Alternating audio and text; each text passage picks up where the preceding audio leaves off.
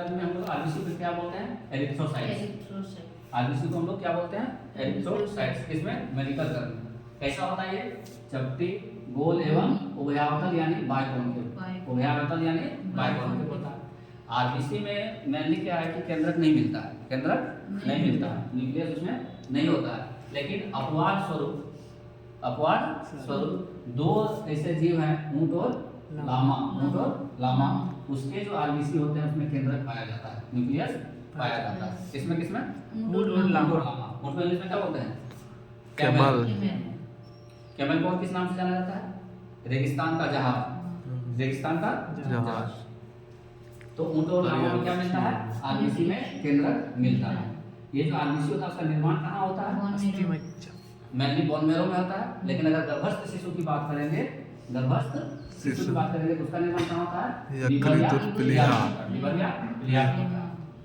जो आरबीसी होती है उसकी मृत्यु कहाँ होती है?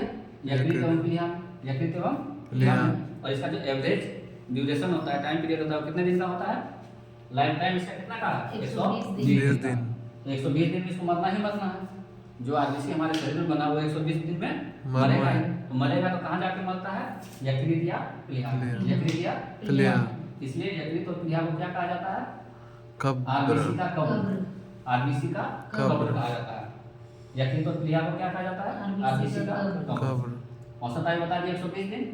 अगर मेल की बात करें तो मेल में कितना आरबीसी होना चाहिए?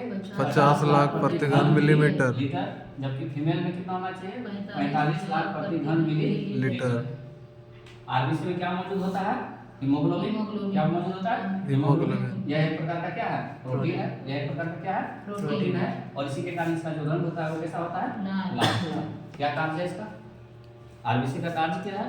आरबीसी क्या करता है?